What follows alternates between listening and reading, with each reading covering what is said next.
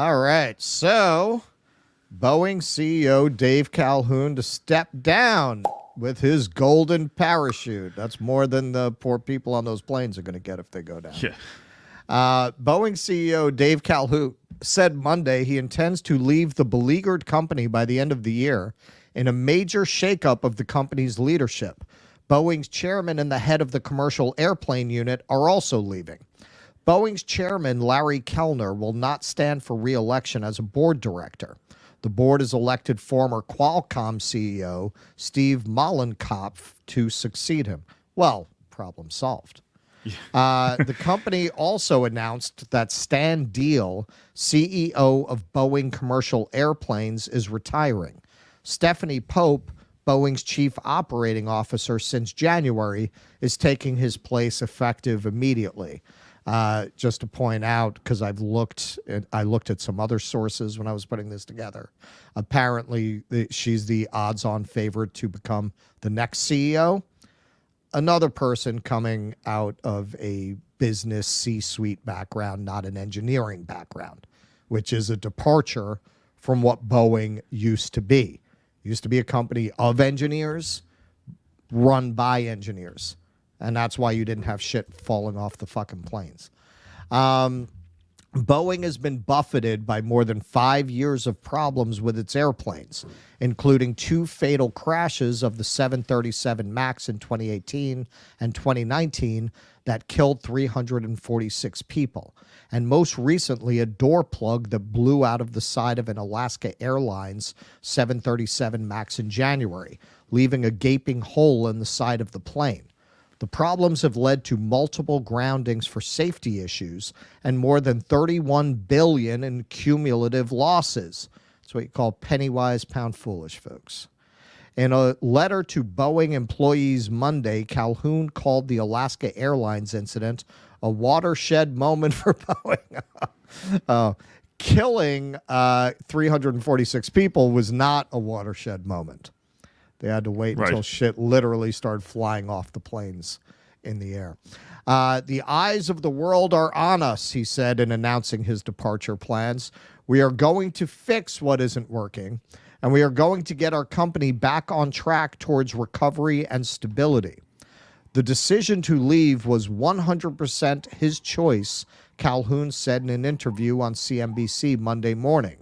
But Calhoun has become the focus of many who are critical of the way Boeing has been run in recent decades and the string of safety and quality issues. Quote, he's the very best CEO that Airbus has ever had, said Richard Abulafia, managing director at Aerodynamic Advisory and a leading aerospace analyst, recently referring to the advantages gained by Boeing's main rival during his tenure running Boeing.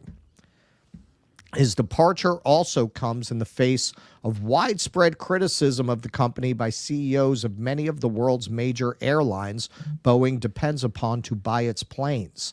CEOs of numerous airlines had asked to speak directly to the Boeing board last week, which Calhoun tried to characterize Monday as a normal process, even if it's rare for customers to speak directly to directors.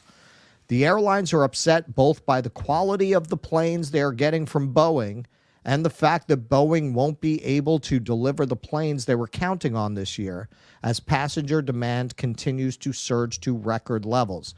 All right, now this next part, I would almost feel bad to read this for anyone who's flying if I were not flying on Saturday. So I'm right there with you.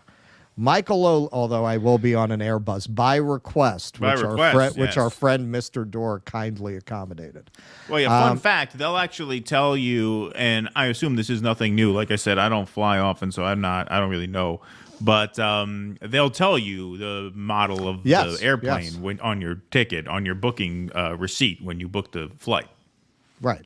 Yeah, no, this is when we were arranging the flight. I asked Jimmy, "Yeah, man, just don't put me on a Boeing, man." So they have Airbus. Now, do they have it where just like if you go to a Broadway play and there's an understudy that fills in, the loudspeaker comes on before attention, folks, substituting for the Airbus this morning will be the 737 Boeing Max. Please enjoy your flight. Smoke them if you got them, folks. We're going down. Yeah, right.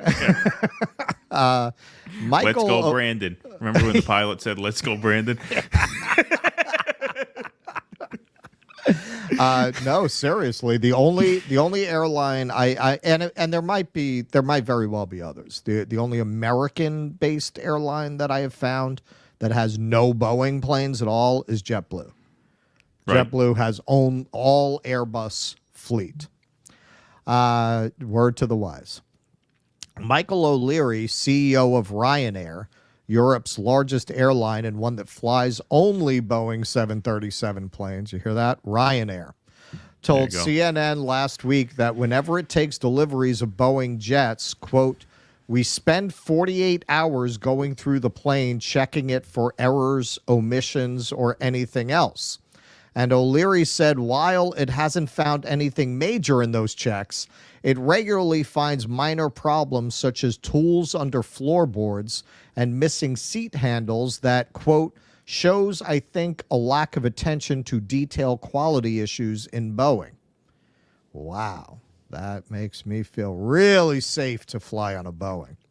Scott Kirby, CEO of United, described the Alaska Air incident as the, quote, straw that broke the camel's back for its plans to get the MAX 10 this year as planned, and it is now looking at possibly buying jets from Boeing rival Airbus to take the place of the MAX 10s it has ordered.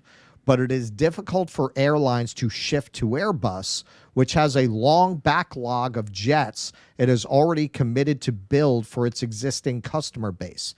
Any Boeing customer shifting to Airbus could find itself waiting until 2030 or beyond to get its planes delivered.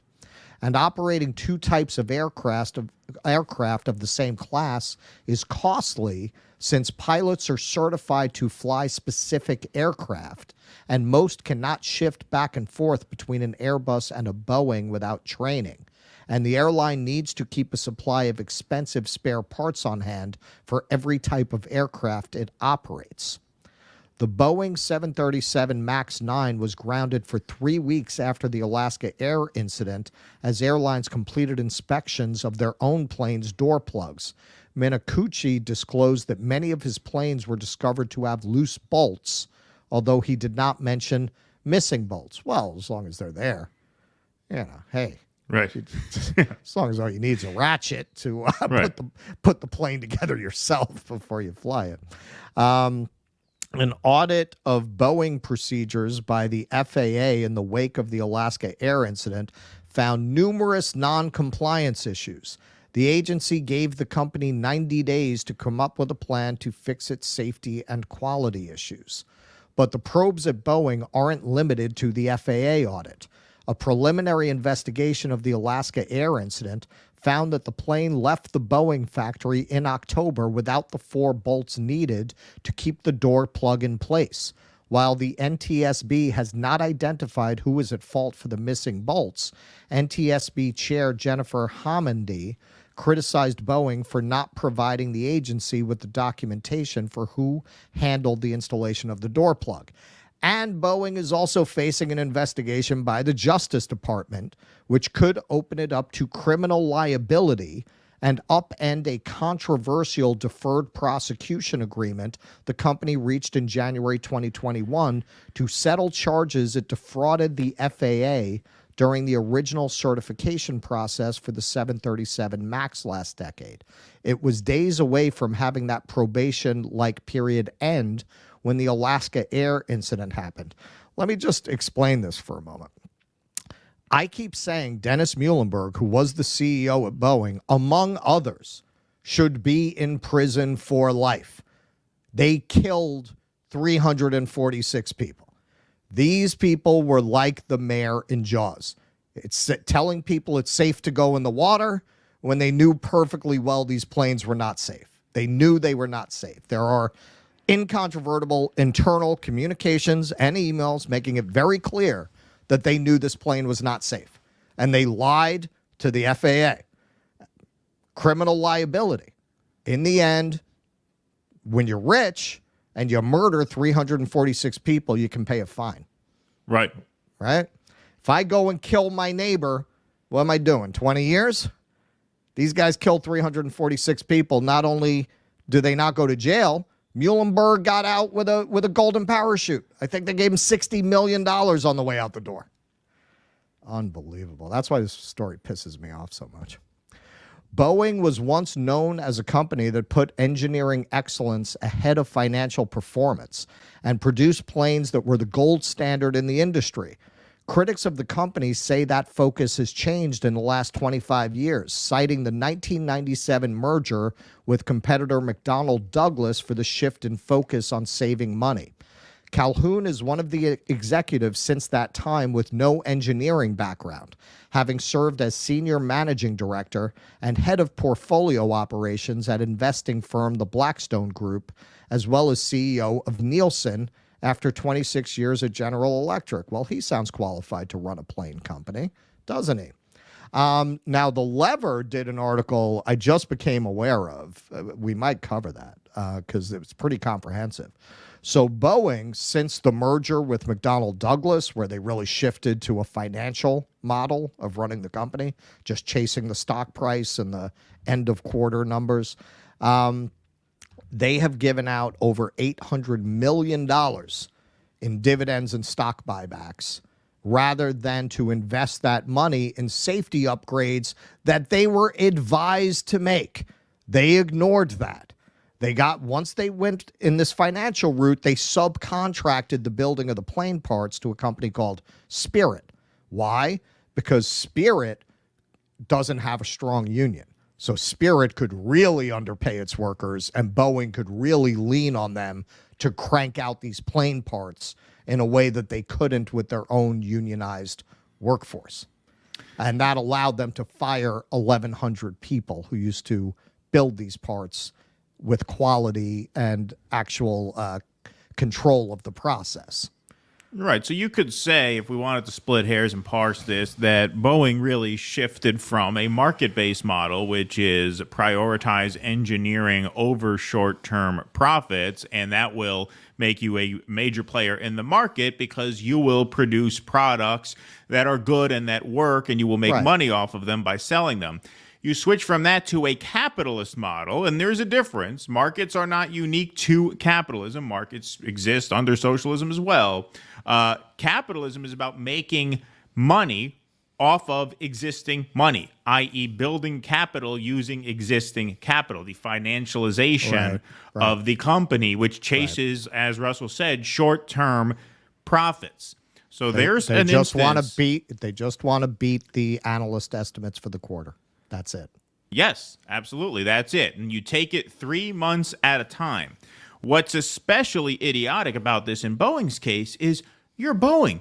You are military industrial complex. You have a constant cash flow coming in every single year. They pass budget after budget, $800-900 billion for the military. You're getting a piece of that action every year, guaranteed. Yep. Guaranteed. What do you got to do this for?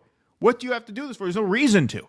If you had any actual business sense, you would say, hey, we sit pretty here. We get paid by the government every year to build our planes. Why do you think Boeing advertises on Meet the Press? You think the average person sitting home on their couch watching Chuck Todd is in the market for a 737?